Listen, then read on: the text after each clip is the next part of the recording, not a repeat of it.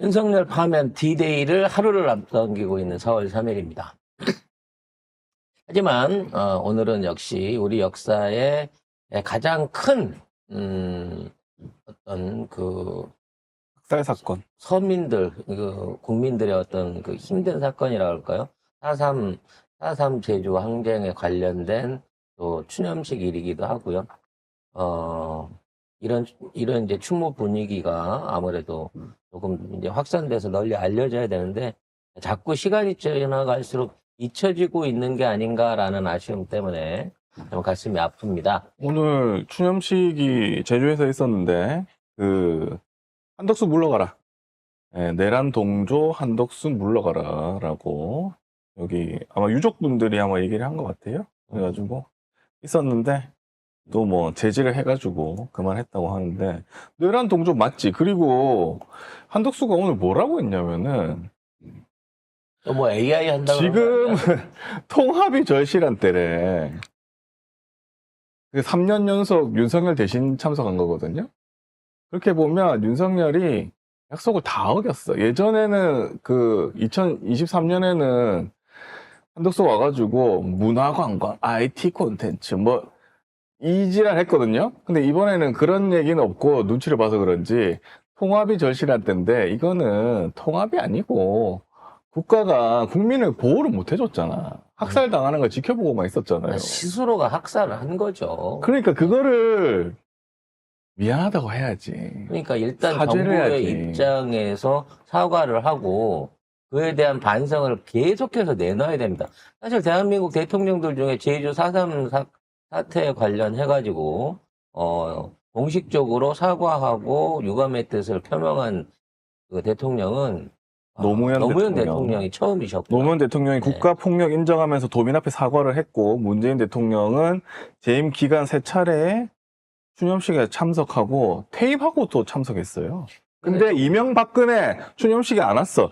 윤석열 대통령 되기 전에 왔나? 그때 막 지각해가지고 막 아이고 주차장에서 저기랑 딴 얘기하고 지각하고 뭐 이런 사례들이 있었죠. 그러니까 이번에 이제 관련해서도 군 안에서 계엄 자료를 할 때 제주 4.3 당시의 희생자들을 전부 다 뭐 빨갱이나 폭도로 표현하는 교육문들을 실제적으로 하고 있다 그래요. 제주 폭동이라 써놨잖아. 그 문서에다가. 근데 이건 10년에 걸쳐서 진짜. 군경이 또는 그걸 뭐라 그래야 돼? 자경대 같은 사람들이 들어와가지고 그렇죠. 일방적으로 시민들을 학살한 그것도 매우 잔혹한 방법으로 학살했던 서북청년단이요. 그런 우리 민족에서 가장 아픈 역사예요. 그리고 이거 자체를 방조했던 정부가 결국 이거를 덮으려고 지금까지 해오면서 제대로 된 희생자 통계도 제대로 안 나와 있는 상황인 거고. 이승만 때입니다. 이승만 때. 그에 관련해서 또 어떠한 형태의 제대로 된 보상이나 이런 것 없이 지금도 유야무야 흘러가고 있는 게 지금 제주 4.3이라는 거죠. 그리고 윤석열이 뭐 그 전에 와가지고 뭐 후보 시절에는 뭐 완전한 해결 어쩌고 좋은 말 했어요. 근데 김광동, 태영호, 김형석, 김문수 이 4.3 왜곡하고 표명해서 다 쓴 거 아니야? 이게 뒤통수 친 거잖아요. 이게 왜 얘들 말을 자꾸 믿는 거지 도대체? 아무튼 빨리 새 정권이 들어서서 제주 4.3에 대한 부분도 제대로 좀 언급이 됐으면 하고요.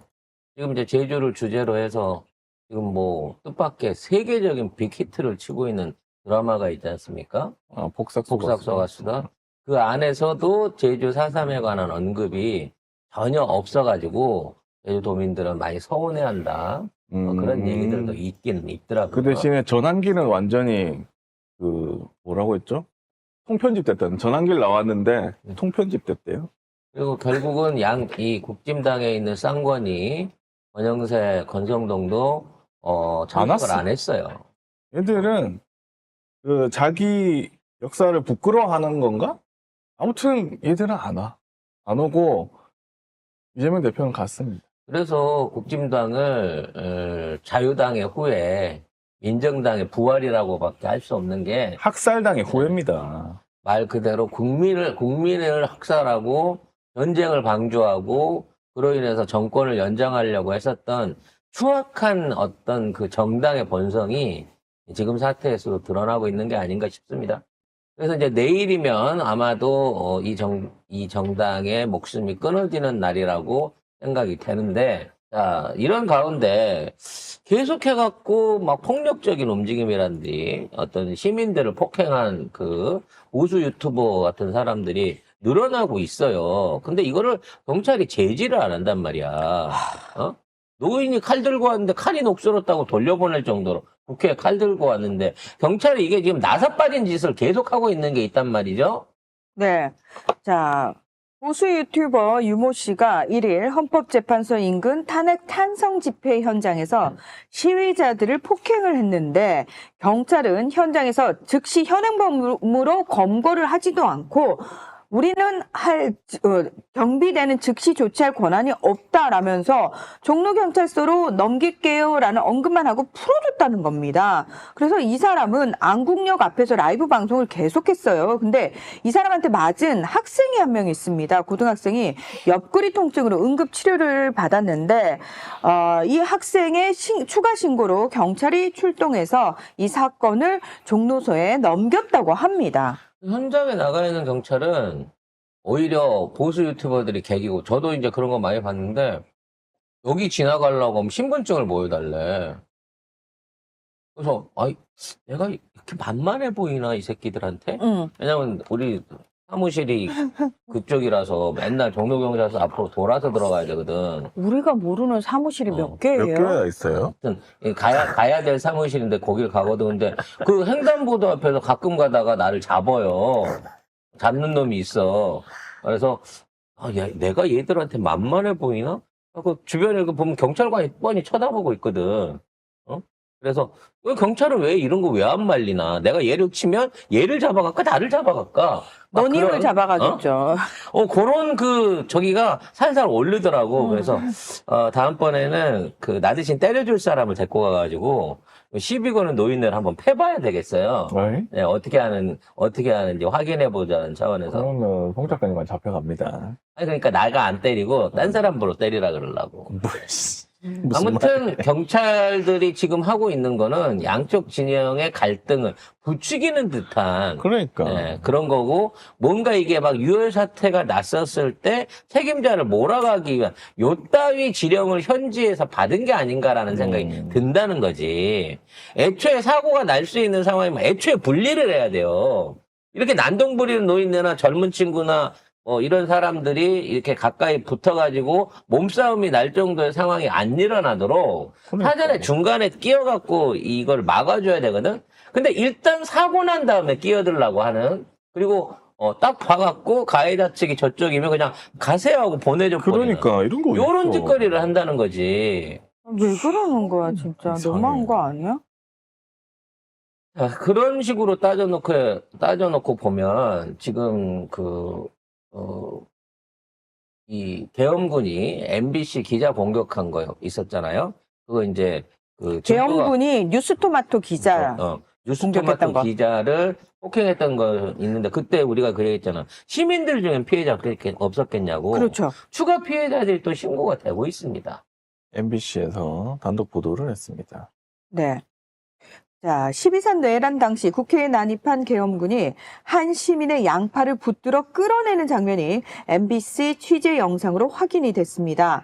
계엄군은 현장을 기록하던 MBC 취재진을 위협하고 취재 장비인 사다리를 강제로 빼앗았다고 합니다. 그러니까 뉴스토마토 기자 폭행당하고 외곽이었고, MBC 기자는 국회 벽 쪽, 이게 건물 쪽에 근접해 있는 상황에서 이들이 이 시민을 일반 폭행하고 이게 깨기 전에 항의하는 그 직전인 것 같은데, 요러한 짓거리들을 했었던 거를 직접 다 봤고, 또 그와 관련한 폭행이 있었던 화면을 추가로 공개를 했다는 거죠. 근데 진짜 이때 화면을 보면은 굉장히 취재진 입장에서는 공포스러웠을 것 같아요. 사다리를 딱 뺏어가지고. 이미 저 애들은 이미 그 선발대로 들어와 있었던 애들이고 급하게 이제 국회 진입을 종용받고 있는 상황에서 입구나 이런 쪽이 지지자들이나 당직자한테 막혀 있는 것 때문에 굉장히 신경이 날카로웠던 것 같아요.